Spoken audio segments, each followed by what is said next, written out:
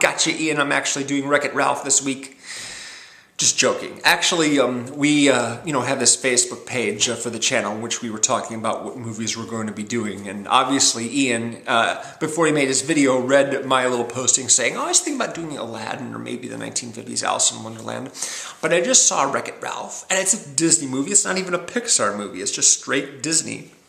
So I thought I'd talk about that a little bit, in addition to the others. So, just joking about the I got you, Ian.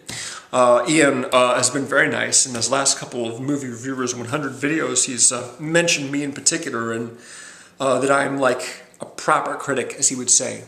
Ian, if I were a proper critic, not only would I be getting paid to do movie reviews, but I would also be forced, as per the requirements of my job, to see movies that I have absolutely no interest in, like something starring the Olsen twins, for example.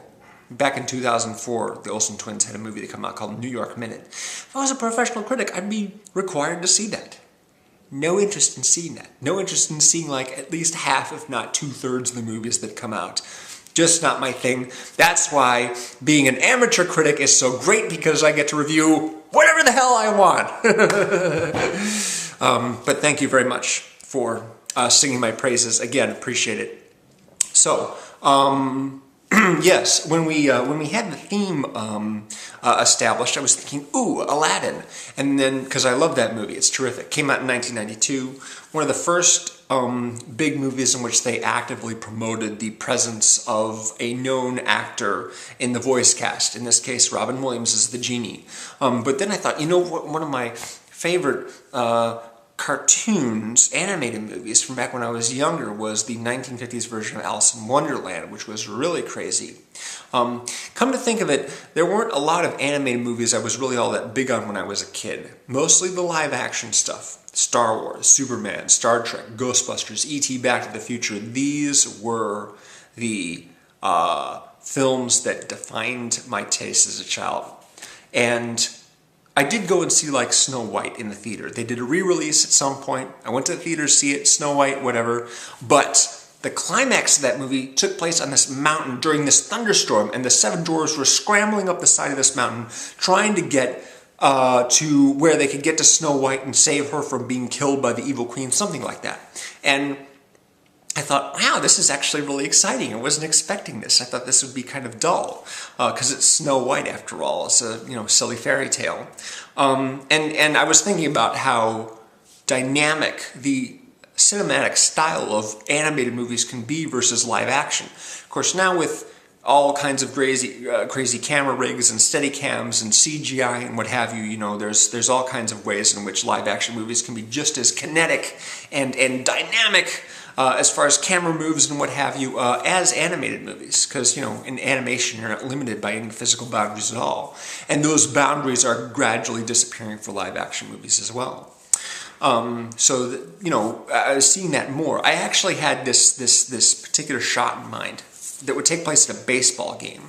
And it would be something that basically follows the ball itself in a fixed position, whereby the ball stays in a certain point in the frame, and we're moving at the same speed as the ball as it's thrown by the pitcher, and then crack, the batter hits it and flies all the way out to the field, and some guy catches it and then he rockets it back and it bounces off the turf before it lands in the mitt of the guy who's catching it. And I thought that would be really exciting. And now they can do that. They can do shots like that with CG. It's amazing.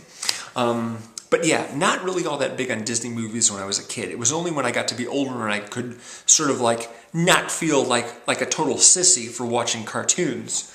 Of course, I did watch TV cartoons, but they don't count. So Aladdin was a movie that came out when I was 19 years old, and man, it was fun and exciting. Really liked it a lot. And Alice in Wonderland was one of those movies where I would just watch it repeatedly, at least one particular scene, the tea party scene involving the Mad Hatter and the March Hare and the Dormouse, and Alice just wanders in and sits down with them and has a conversation, but they keep getting sidetracked because these guys she's having tea with are just nuts. They're just crazy. They'll change the subject at a moment's notice, and they say all kinds of crazy things. And my brother and I just loved the scene so much we would listen to it over and over again. We had made an audio recording basically of the dialogue so we could listen to it all the time without having to actually watch the film itself. But yeah, Wreck-It Ralph just came out, and you're probably already familiar with the premise. It basically takes place in the world of video games, a bit like Toy Story, only with video game characters instead of toy figures. And they interact with each other. They have, fun basically playing the game, and they interact, of course, with the kids that play the games, in the arcade.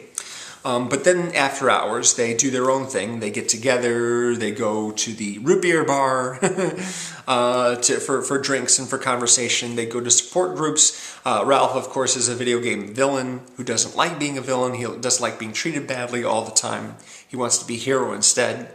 And so he decides to jump out of his game and jump into another's game where he can earn a medal. Because in his game, the hero, Fix-It Felix Jr., always earns a medal whenever he defeats the bad guy, which is him. He figures, if I get a medal, I will be accepted by the other people in my game. They will like me. They won't treat me like dirt. I won't have to sleep in a dump every night. But of course, in him doing this means that the game doesn't work because he is the villain character and he's essential to make the game actually play anything. So there's trouble. and along the way he meets the Jane Lynch character, John C. Reilly. He does the voice of Ralph. And Jack McBrayer from 30 Rock, he does the voice of Fix-It Felix Jr. And Jane Lynch, who's also in 30 Rock, no, sorry, she's on Glee, excuse me, is like a military commander. And Alan Tudyk from Firefly and a few other movies. He plays a king for a game called Sugar Rush, which is a racing game set in a candy world. Really, really exciting world for them to run around in, this big sort of Candyland racing game. But the character who John C. Reilly encounters in this game, her name is Vanellope von Schweetz, which is a really, really terrific name. She's this kind of bratty brunette girl, and she's voiced by Sarah Silverman, who, of course, is awesome. She's a terrific comedian. And she has this little problem. She is glitchy. She doesn't have a consistent physicality in the game because she gets her signal interrupted or something like that. They keep calling her a glitch. Don't let the glitch play. Keep the glitch out of here. I'm just like, this word glitch is just one small letter away from another word that ends in itch that can be a severe insult to women. Blitch, right? So yeah, this is code and everything like that. But there's this great scene in which Ralph is trying to help Vanellope get back into the game. She figures if she can place in the race itself, then she'll become one of those characters that kids can select. Well, the king comes to Ralph at the last minute and he says, listen, you can't let Vanellope run in the race because if she crosses that finish line, then she'll be a character that kids can play. And when kids play her character and find her glitching, they're going to say the machine is out of order and it's not working, and then we're all goners, okay? We won't be able to survive in our own game if they shut us down, if they unplug us for good. That's what happened to Kubert. Kubert got his game unplugged and now he's homeless. All the characters in his game are homeless. So Ralph's got like really tough decisions to make.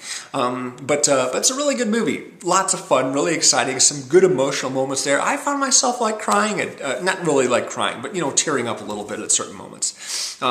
Very good movie, lots of fun, very much recommended. And as for Aladdin, definitely recommend that one. It's terrific. And Alice in Wonderland is just an odd movie. It's based on this Lewis Carroll book, but there's lots of really good songs in it, just like, because it's animated, they can make it as surreal as they want and no one's going to blink an eye, so that's terrific. So, that's my Disney stuff. Hope you liked it. I think it's kind of odd that Disney is now making CGI movies in addition to Pixar, because they own Pixar now in addition to everything else under the sun, like Marvel and Lucasfilm and everything like that. They're going to be doing Star Wars now.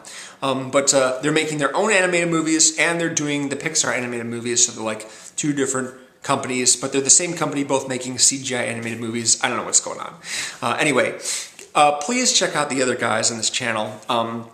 Ian did a review of Finding Nemo, which is hilarious, really funny, and Al did a review as well, and EJ, right, yes, Puck Bond, he did a review as well. So be sure and check out their videos, and of course we will have a new theme starting on Friday.